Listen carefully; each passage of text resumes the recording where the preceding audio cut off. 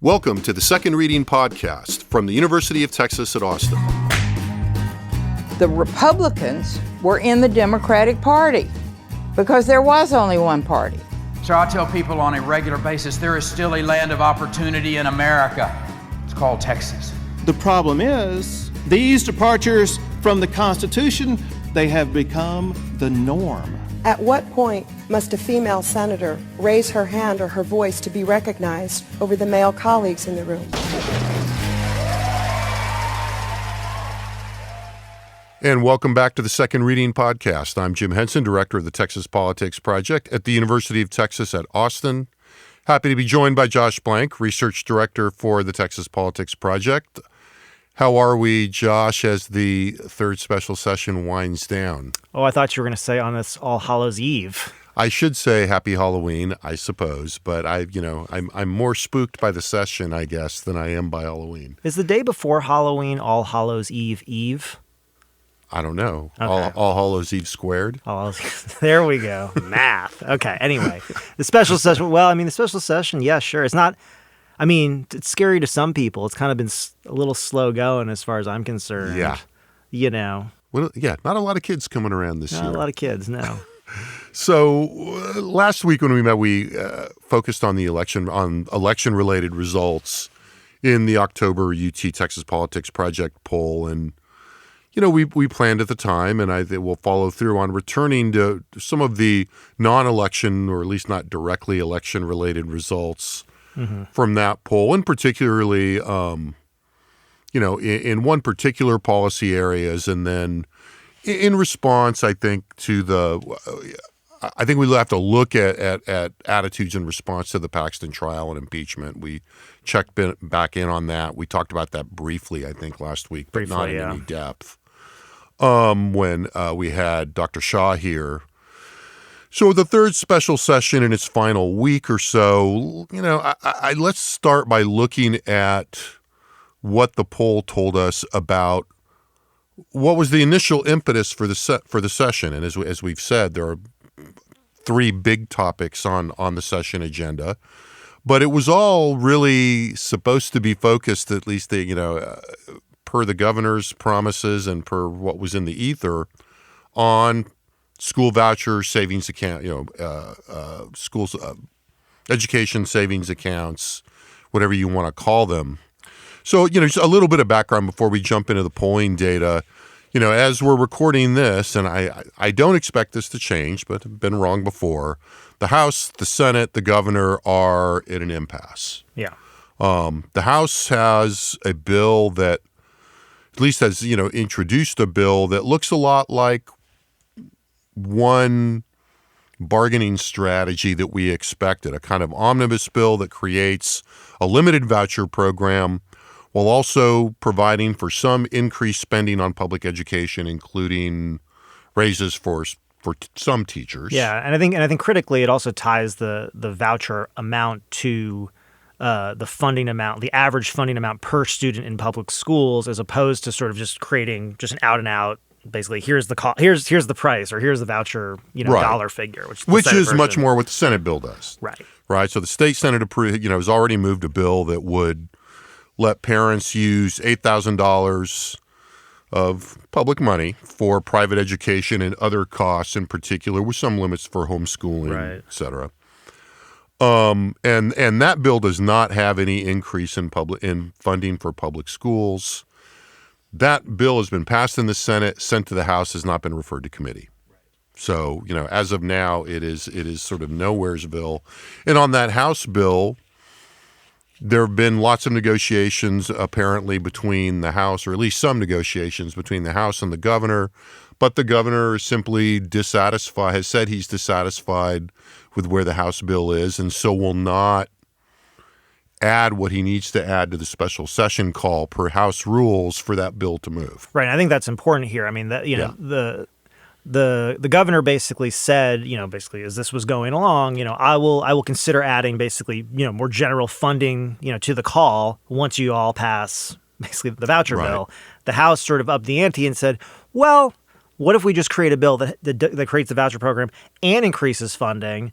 But then they kind of threw their hands up and said, but we can't really do anything with this until you put this on the call. So what do you want to do? Right. And we should add that, there is a side argument going on among capital insiders or, and practitioners that says that,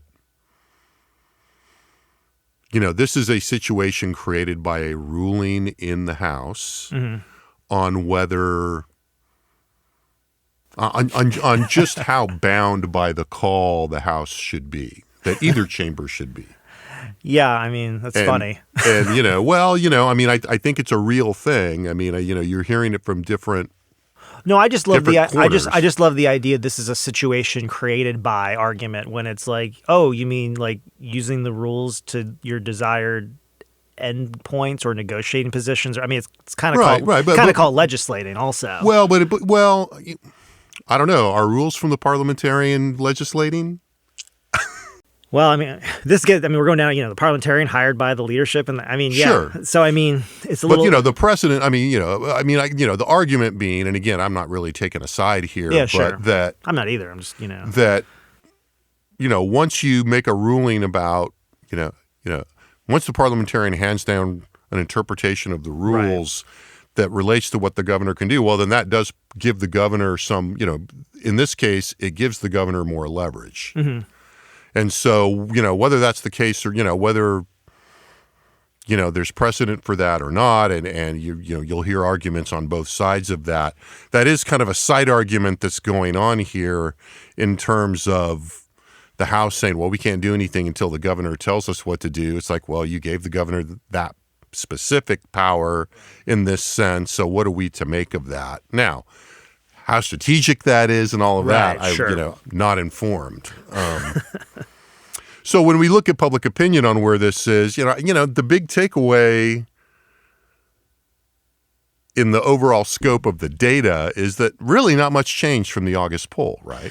Yeah, I think on the one hand, it's really easy to sort of dismiss that finding in the sense that, like, you could say, well, of course, why would it change? But I think, it's an open question. One of the things is, like, a lot of polling results, sometimes people say, well, yeah. And I said, yeah, but did you really know that for a fact? Right. And I think, the reason we say that is because, we've talked to here, maybe ad nauseum. I don't think ad nauseum, but maybe close to it. And we've certainly written about, the extent to which vouchers are just not a high salience policy for a lot of people.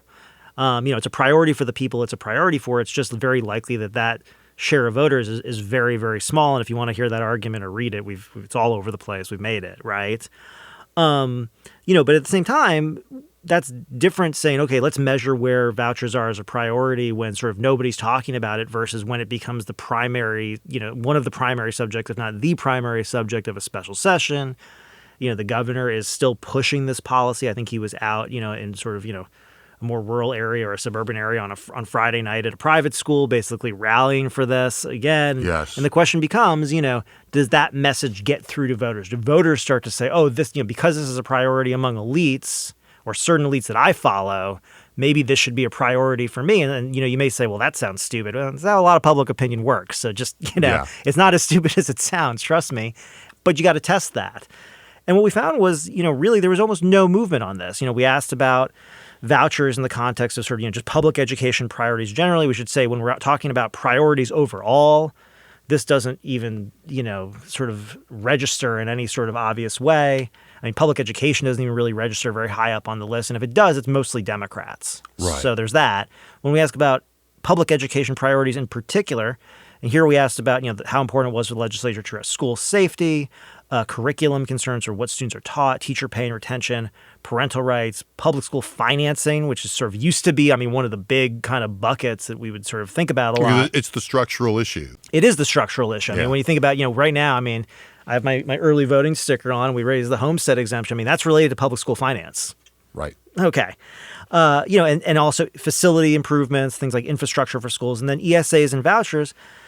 School choice, really we threw all the terms in, which is actually probably the nicest way to put it in front of people.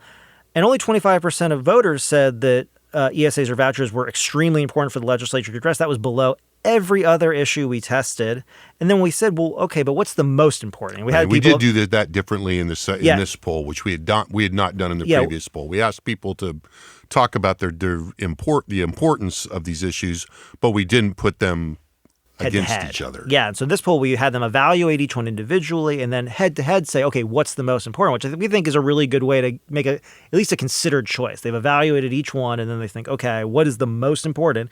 Not surprisingly, school safety topped the list with 30% of voters saying that's the most important. Then came teacher pay, 19%. Then curriculum, 14%. Then parental rights, 12%. Then financing at 9%. Then finally ESA vouchers at 7%, followed by facilities at 6%, which is basically statistically the same. So it's still at the bottom of the list. Right. And go ahead. No, you go ahead. Well, I was just going to say, I think there's a good, a slight geek out sideline here, right? Great. Which is, just, to call attention to how we, it's a technique that we use a lot that and I think to good effect, because it allows, as you say, on, the thing you said already, which is it allows us to sort of ask our respondents to think about it. Right. Before we then say, okay, so you're putting the person in the mindset of saying, okay, let me think about these things on their own. Right. In a context, but on their own. And then to make a judgment call between them. Right. And I think it gives us a more nuanced overall portrait. Yeah. Because, as you'll notice, if, the top ranking, the thing that got the highest importance ranking in the individual rankings, school safety gets a ranking, about 60%, or not a ranking, but an assessment of its in which we find that 60% find it extremely important. Extremely important. But, there are cross currents here, so that when you ask people to choose what is the most important, the highest ranked one is only 30%. Right. And that's important. And I think, what you could say is... And again, that's a geek out point, but I think sometimes I've had people ask me, like, it's weird to me, why is it, if you look at this ranking, it's so high, or this assessment, it's so high, but then the other one is so low. It's just a matter of the math, but it makes sense, but it does show you that there are cross currents. Well, and competing priorities. Well, and another way to look at that is say, 25%, so 1 in 4 voters would say it's extremely important for the legislature to take on or establish an ESA or voucher program. Only 7% say it's the most important. So that cuts both ways, right? Right, exactly. Yeah, exactly. And so, and again, going to the whole, is this really interesting? Well, look, I think this is one of the things we're talking about, how it's a low salience policy areas. And you could imagine if we asked about, again, let's say we had come up with another list of 7 priorities in a different policy area that people don't think about at all. Let's just say, municipal employee, pension funds, right? Yeah. And we gave people 7 and we said, think about this. What's the most important for the legislature to address? If state leaders were talking about like pension reform and specific aspects of pension reform, I would say I would even be willing to make a bet that what they were talking about would probably percolate to the top of the list, absent sort of other thoughts going on. The difference here is that even though a lot of people aren't affected by the public education system directly, they do have thoughts about it, right? And they do have reactions to it. And there's a reason that school safety is at the top, because people have some real visceral reactions to some of the things that have been happening in schools. I think the same thing is true with curriculum, parental rights, and teacher pay to some extent, right? But this issue just sort of falls out kind of around the bottom, against, again, any other thing really that we could be talking about in the public education space. Just to add to this, a question that we put on here that we've asked many, many times over the years separately is about state government spending on public ed.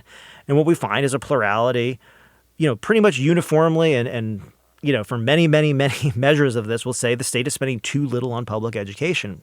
And so there's a part of this which there's sort of this overarching sense that, Texas isn't really spending enough on public ed. I think Republicans are more satisfied than Democrats, and you have more Republicans saying, we spent about the right amount. But in general, there's a sense that the state's not really investing enough in the public ed system. When we say, okay, well, what should they be working on? This voucher is not, the voucher bill is not something that really either percolates or even really can be substituted for this idea of, well, it's more spending. We're putting more money into the system, or we're improving the system in some way. Well, and it is interesting that you do see there's a lot going on here, as you're kind of implying there, in terms of Republican attitudes on spending. Mm-hmm. It's been a pretty frequent talking point that school districts spend their money on the wrong things, particularly among Republicans in the last. There's another really common talking point that's used, which says, well, look at the percentage of the Texas budget that goes towards public ed. And there's sort of, and I love that one. I mean, Dan Patrick says that a lot, and I think that's interesting. And it's perfectly valid to say, look, it's a large percentage of the budget. Now, it's also constitutionally required that we have this system. So there's that piece of it. I mean, they can only, it can only be made so small. But when you say, well, we're spending whatever, fill in your percentage that sounds like a lot, 50, 60, 80% of our budget on X, the relevant question is not, well, is that the right amount for the need, right? And in a low taxes, low services state like Texas, when you say, oh, well, we're spending so much of our budget on public education, you kind of say, okay, but is that the right amount? And a lot of people in this debate are actually now saying, well, we're not so sure. I mean, one of the interesting things that I think has kind of come up around this debate is the $8,000 that, the Senate has put out. A lot of people have said, state money going to like per student spending is only around $4,000, and the rest is made up by the federal government and other sort of sources. And so you're actually almost, talking about picking winners and losers or who you're incentivizing to do what. If you really are taking strict economic arguments, you're actually creating an incentive for people to take that money and run somewhere else. Yeah. But the other piece of this is, and I think, you see this in the coverage, about this low savings. I mean, I was talking about the governor being, at a private school for Friday Night Lights thing. He was basically saying, one of the quotes that kind of stuck there, and this isn't an exact quote, I don't have it written down, so bear with me. Right. But the basic quote was, basically he said something to the effect of, members say, they're not hearing this from you. You need to make them hear about this. But I think, hidden in that is exactly what's instead. Yeah, of course they're not hearing about this from their voters because it's not a priority. And the other piece of it is going back to the sort of other piece that we've talked about a lot is, according to the TEA, there's about 250,000 students who are currently in private schools, some of whom, depending on the bill details, some of whom or all of whom could technically apply for this $8,000, tuition subsidy, basically, for kids who are already in private schools. And that sounds like a lot of kids, and it is a lot of kids. It'd be pretty expensive. But the flip side of it is it's kind of, grains of sand in the ocean when you're talking about, again, they're not going to be, there's actually two interesting things about this. One, it's going to be grains of sand in the ocean when you're talking about the entire pool of voters. But also, where are these kids probably concentrated? Yeah. They're probably concentrated in urban areas that have educational options, that have private schools where, honestly, most of the representation is Democratic and, they can make all the noise they want about this. Those votes aren't shifting. Or suburban areas where it's, competitive. Right, or suburban. Somewhat more competitive and, a much more contentious issue in some ways. I think the polling data actually bears that out. I think we see that, significantly, we see significantly more divergent views when we look in the suburbs compared to in rural parts or urban parts of the state with respect to vouchers. And in terms of, your kind of reference to Lieutenant Governor Patrick, and probably more importantly in terms of what I have in mind, the governor, Republican voters don't look that different. Right. Their top ranked items and the relative importance is different, but where vouchers falls in the ranking is actually remarkably similar. Yeah, only 9% of Republican voters said that vouchers or establishing a voucher program should be the most important public education priority for the legislature. The three issues that really led the list for Republicans were the issues that have continued to lead the list. 25% said school safety, 21% said curriculum, and 20% said parental rights. And again, not to make the same point again, but when you think about curriculum and parental rights, what you're talking about there is you're talking about what's going on inside the public schools. Right. Not about establishing a new program to take kids out of the public schools. And as I think about this, we have been talking for, a couple of years now, probably, about the long-term play embedded in Republican, criticisms of curriculum and this concept of parental rights that has become front and center. I think we talked about this a couple of weeks ago, Virginia governor's race in 21, et cetera, post-COVID, all of that. Yeah. And, when you look at these results, it makes me think about how we were hypothesizing, and I just shouldn't even drag you into this. I was hypothesizing a couple of years ago, and I was certainly not alone in this, but there was an idea here that, that curriculum and, that this emphasis on curriculum and parental rights in the schools was likely to have some kind of relationship to the arguments for vouchers and provide a vehicle for that, right? A vehicle for its resurrection. And looking at these numbers, I mean, I think, the modified hypothesis now is that it probably did provide a vehicle for the resurrection of the voucher issue by, raising or fanning doubts about the public schools that weren't directly related at all, to my mind, to vouchers. As you say, they were about issues internal to public education and K through 12 education as an institution that even bled into higher ed. Right. In terms of curriculum, DI, and all of this.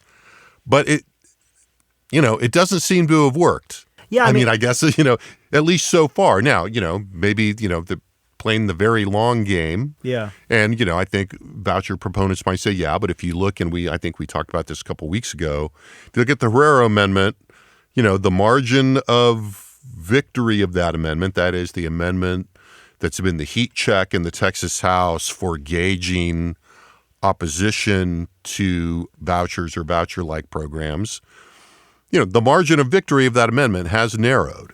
For sure. Right. I mean, it was reduced, between, 2019 and 2020, or 2021 and 2023. Yeah. And I mean, I think, during the regular session, you heard Senator Creighton. I mean, he made the explicit case. He's, when they said, so why, again, and the bill during the regular session that included the voucher program also included basically the parental rights and the curriculum package into this big, this big omnibus thing. We talked at the time about how this probably actually made it harder to pass, but Senator Creighton made the specific argument. He said, look, I'm hearing about this as a suite of issues. Like this goes together, that parental rights, curriculum concerns, and school choice all go together. And I mean, the thing about that is maybe I don't know what he was hearing. I'm just going to say it right now. But, I think on its face, that's problematic, just in the sense of, you just think about, so who are these? So you've got these voters with kids in the public school coming in saying, I want more rights for my kids, I want more rights personally over my child's education. I want you all to put more limitations on the public school teachers. Also, I want to take my kids out next session.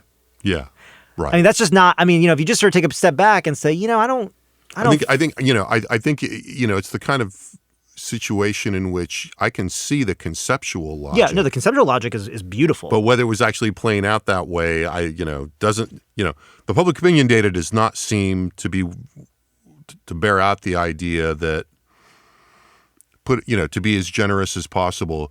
Whoever Senator Creighton or other advocates of this conceptual move we're hearing from don't seem to have been particularly representative, certainly of the overall population, but even of their constituents. Yeah, I think statewide anyway. Again.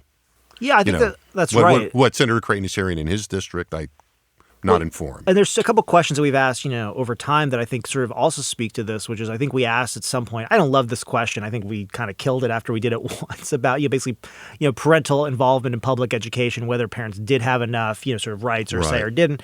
And generally we found most people thought that, as I recall, basically parents have enough say. It wasn't like a big sort of groundswell of sort of this idea that parents didn't have say over their children's education. On the flip side of that, at the end of the session when we asked do you think the legislature has made schools safer? And the answer was, there was not a lot of confidence that the legislature had made schools safer. And so that's the thing that's kind of, to my mind, is sort of floating around there. Now, I'm not saying they can't. And that was after they passed a pretty big bill. That was after they passed a pretty big bill. And that's also why I think, one of the things in the other Senate Bill 2, that would actually, that would presumably add some limited funds to public education is basically taking all the school safety dollars and just doubling them. That's basically the shorthand of what that is. Saying, well, what if instead of 15,000, we said 30,000, right? Or it's basically the bill. And I'm not saying you can't do both. I'm not saying you can't make schools safer and establish a program to have kids go into private schools. But I think when you're looking at sort of where the public's orientation towards public education is, given that most of this public does not have kids in the schools, they're much more concerned about another school shooting probably than they are about whether they can get kids into alternative educational programs. Yeah, and so I think, the takeaway here to some degree is,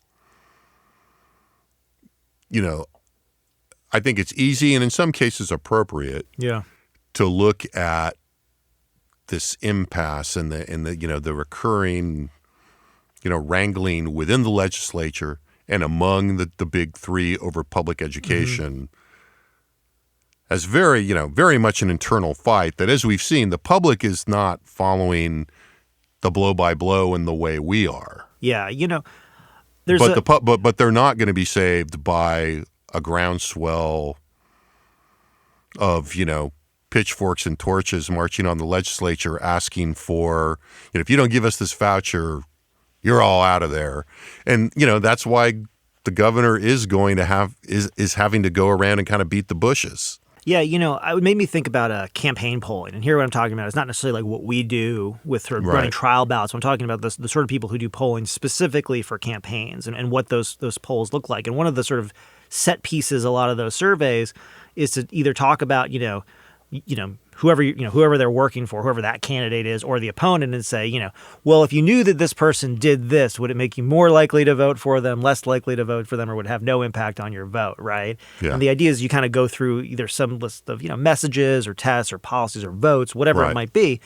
And what you kind of think about with this is you imagine, okay, you've got, incumbent Republican, X, right? In some sort of exurban area of the state, you run this poll and you say, well, so-and-so voted for the biggest, increase in border security funding in, Texas history. They voted to make it a crime to enter the state illegally. I mean, all the immigration stuff that's on the ballot right now, they voted for, basically putting, one of the biggest homestead exemption, by more than doubling the homestead exemption. All these things, you say, they voted against, establishing a school voucher program. And you think to yourself, how do you think the voters are going to respond to these? And you think both about the direction and the intensity of this stuff. Yeah. And on all the other things that they're hitting and that they're going to continue to hit, especially around the border, you've got strong positive policy among Republican voters that is going to lead to, in most cases, intense support. It's very likely. And by positive policy, you mean affirmative and evident and affirmative policy that reaffirms sort of the commitment to border security and whatever else, right? Yeah. And then on the other hand, with vouchers, you sort of say, okay, well, so some, again, I think Republicans are, nominally supportive of vouchers. I mean, 2/3 of Republicans say, yeah, sure. Again, and I say, yeah, sure, because of these other results we're talking about. But if you basically found out that a member didn't, vote to or voted against establishing a voucher program or didn't even do enough, I mean, one of the things right now, there may not even be a vote, right? But let's say, they stood in the way of a voucher program. Do you think that, those Republican voters on average are going to be negatively predisposed? I'd say, yeah, I think it's probably negatively. Are they going to be, extremely disposed? Are they going to be very unlikely to support this candidate in the future, even given that they've done all these other things? And I think the thing is that both from the regular session and actually because the governor put more border security on the special session call, he's almost provided them with even more cover on the issue that their voters actually care about. So in some ways, I'm actually just thinking about this now, you do wonder to what extent that actually backfires, because now they can say, yeah, we went in for the third special session. The first two special sessions, we did? We decreased your property taxes, one of the big issues. And what we did on the other special session? We spent a ton more money on border security. We're expanding the wall. We're gonna have state police deporting people. And say, oh, what didn't we get to? Yeah, we didn't establish a voucher program. To a conversation we were, and I think we anticipated this in terms of talking about why there was such border security was such and immigration were such an expansive presence on the call. Mm-hmm. And we should note that there was, the debate on some of this legislation in the House late last week was extremely hot and extremely divisive and extremely emotional. And I think, the scenario you're talking about makes a lot of sense, and it kind of speaks to the question that we were talking about earlier today before, off air, which is, if you look at the most likely outcome, and we'll maybe lay this out in a little more detail in a future podcast, of the failure to pass voucher legislation and what, following the mean results of precedents, a relatively minimal or at least hard to confirm impact in the primaries. Mm-hmm. Do people just kind of walk away from it? Because it's certainly not going to be. It's certainly very unlikely to be a general election issue for anybody. Yeah. I think that coheres with what you're saying. Yeah. Just the one thing that we said earlier, I want to put in here, which is, if you think about it, right? So Abbott gets, a bunch of border security stuff he can sign. He's not going to veto it. They come back again, let's say for another special session on vouchers, which looks probably a lot like this one, right? Yeah. And then, if Abbott is true to his word on this, then we move on. And as you said, okay, there'll be some primary challenges. Some of the campaign will be based around this. To what effect? Again, we guess probably minimal, just based on history and what we know about the data. And then we say, are vouchers a general election issue? No. Right. Yeah. That's what I'm saying. Just to be clear, So one more thing before we go. And so just, yesterday, just to switch gears here and tap into another body of data in the latest poll. We're recording, late morning Tuesday.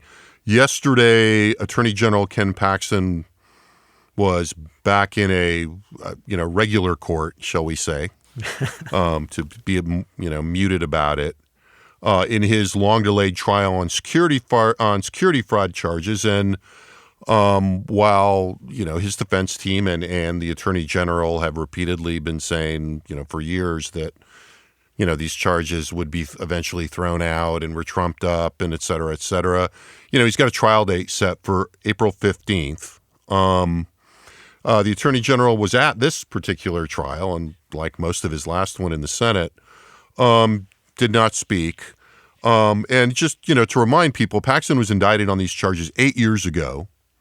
Early in his first term as Attorney General, and these charges stem from accusations that prior to his election as Attorney General, but while he was in the Senate, he tried to solicit investors to invest in a McKinney technology company without disclosing that company was paying him to promote the stock, and this is a federal crime and one with some reasonably heavy penalties should he be convicted potentially.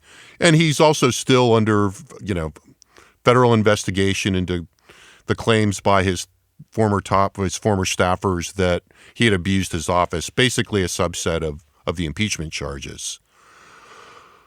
So with that said, and remembering that, we spent the summer following the impeachment and the trial, we had, I thought interesting, if somewhat subtle results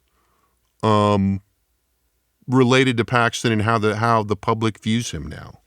Yeah, I mean, I think, it's fair to say that he's seen some recovery in his numbers, but only that. I mean, I wouldn't say it any more strongly, than that, right? Overall in this poll, we look, and really here we should say, we're looking among Republicans. I want to be clear. I mean, just to set Democrats aside for a second, Democrats have overwhelmingly negative views of Paxton, their views of his, and they've not changed. They've not changed. Yeah, their views of his actions and his conduct haven't changed. But when we look at his numbers, he's got, he's on the right side. 50% of Republicans approve of the job he's doing, 20% disapprove. The 50% approval is up 4 points from the last survey. The disapproval is down 3 points. So that's what we mean. It's about a 7-point swing in there. We say that's mild improvement. I mean, what I noticed, and I always look at this because I think before the impeachment, what was always remarkable to me was that Paxton's and Patrick's numbers really tracked, incredibly well with each other. Right. And just to give you the context, so Patrick's at 63 approve, 11 disapprove among Republicans, so about 13 points more approval, about 9 points less disapproval, and so that's sort of where he sits. But what we're really looking at sort of what we have. I mean, we love that this is talking about nerding now. We did we conducted surveys sort of on Paxton and related to the impeachment in June, August, and October. So we had sort of right after the House impeached him, right before the Senate trial, and now after the Senate trial to see what happened here. And in particular, again, we're looking at Republicans, and so we say was the House justified in impeaching Paxton? Among Republicans in August, it was amazing. I mean, the split was amazing. 28% said yes, 33% said no, 39% said they didn't know, or they were basically withholding judgment in some way, or just had no idea. We jump ahead to after the trial, and the share who didn't know dropped from 39 to 31. The share who said that the House was unjustified went from 33 to 43, went up 10, where the share said that they were only dropped 2 points from 28 to 26. Asked if Paxton committed acts that justify removing him from office, the share of Republicans who said that he should not be removed from office, went up from 32 to 44, so up about 12 points. But again, still 27% of Republicans in October who say, no, he should be removed from office based on what he's done. So, I mean, I think we wrote about this a little bit at the rollout of the poll, and we'll have a slightly deeper dive coming out in the next couple of days at the Texas Politics Project website at texaspolitics.utexas.edu. But I think the interesting thing there in terms of the tenor of a lot of the coverage in the aftermath of the trial, is that, Paxton has recovered somewhat, but he's only recovered to where he was around the time of the impeachment. Right. And not to where he was at his height. Yeah, his height was really December of last year after his reelection. I think about 72% of Republicans approved of the job. He was only about 10% disapproved. I mean, those are very high numbers for him. Very high numbers in general. And that's where he was in the Patrick range. Yeah. Well, yeah. I mean, he was a little. I mean, he was a little above. I mean, there was. Anyway. But I think to your point, I mean, it's interesting, sort of.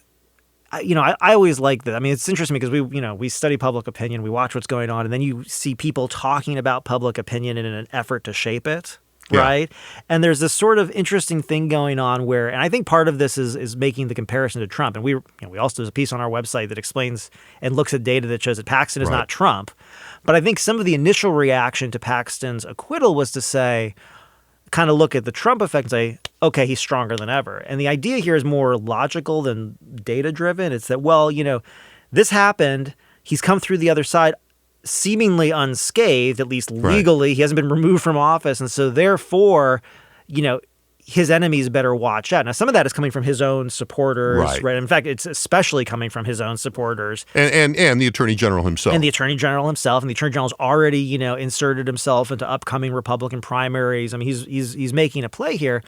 But this sort of assumes something that I would say is not entirely in evidence, which is that, he's recovered back to where he was or I would say exceeded it's not in evidence. I'll say even further, or exceeded where he was. And the point is it no? And in fact, the thing that's kind of I'll be watching as we go ahead is how durable that negative contingent within the Republican Party is for him. Right. Because, having, a quarter to a third of your own party holding, kind of negative views across multiple measures about you, it's not a great place to be. Right. Well, and as you flagged, I mean, the movement between August and October among Republicans was not the Republicans that were negative came home. It's that the Republicans that were on the fence, with reserving judgment, kind of came home and came to, I don't want to beat a dead horse here, but we keep talking about this relationship between elite signaling and public opinion. And all during the trial, the impeachment and the trial, we attributed a lot of, that reservation of judgment among Republicans to mixed messages coming from different elites. I mean, the governor was very quiet about it. We now have a sense of what he was thinking, but the lieutenant governor wasn't saying much about it. Right. And much of the Republican signaling was negative, was negative to mixed, other than, the narrow range of kind of Paxton allies. But, now that, we've got, he seems to have come out of this winning. Yeah. There's a little, if you follow the internal politics of this, there's still a lot of fighting over this. But most of the public messaging that's coming out, and I was talking to a reporter about this a couple weeks ago or shortly after I guess right around the time the poll came out, is that you can, if you're just your average person watching a 2-minute package on your local news or beginning to read a news story on the internet, if you just read the first few graphs, it's going to be mostly positive. Now, if you read far enough, there's going to be the graph that says, there's going to be the on the other hand graphs that talk about the speaker's pushback and all of this. But, it's subordinate to the message of, Paxton came out of this, he was found not guilty.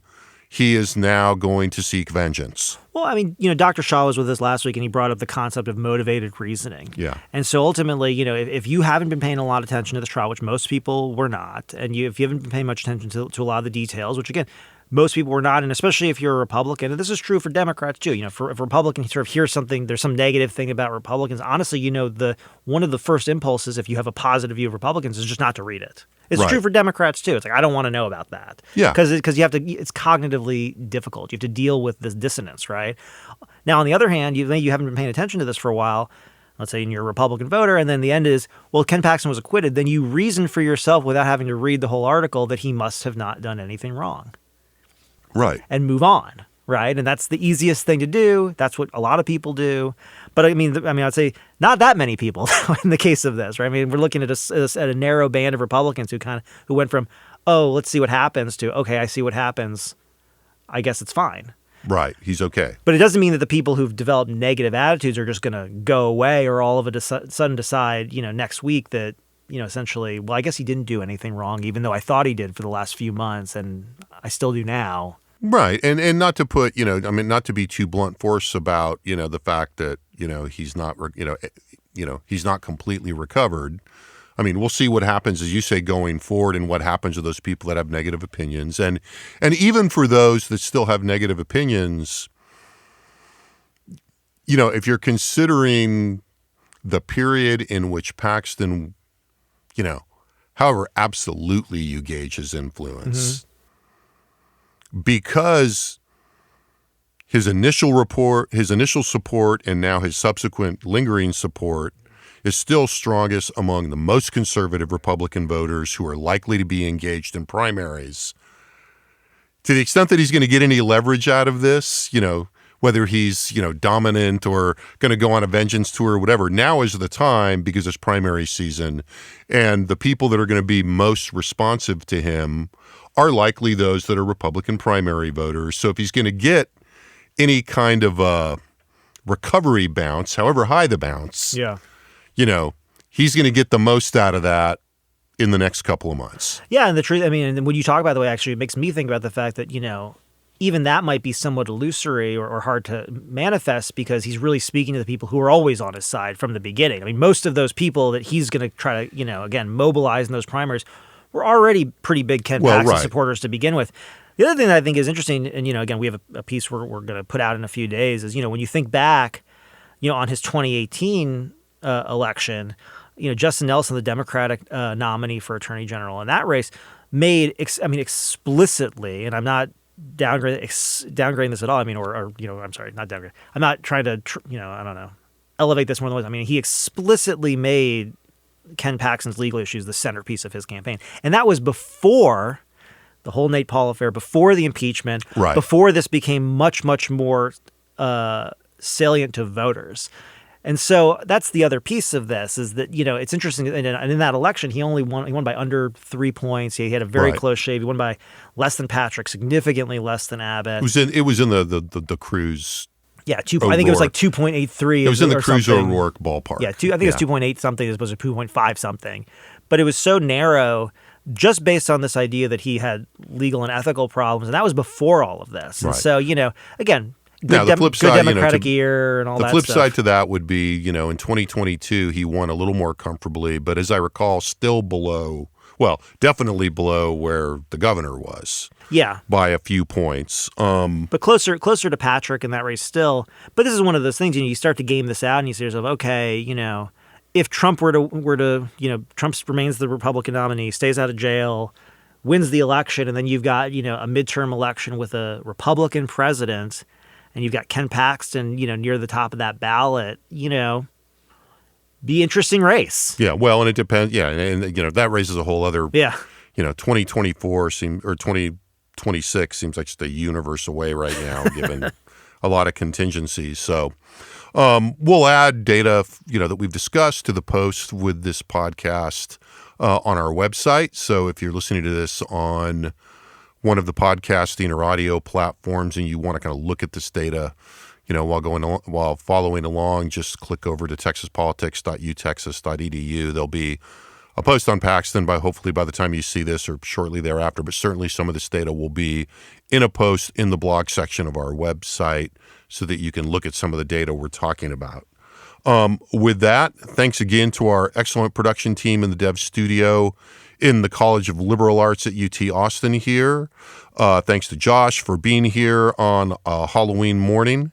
Thank you, of course, for listening, and we'll be back soon with another Second Reading podcast.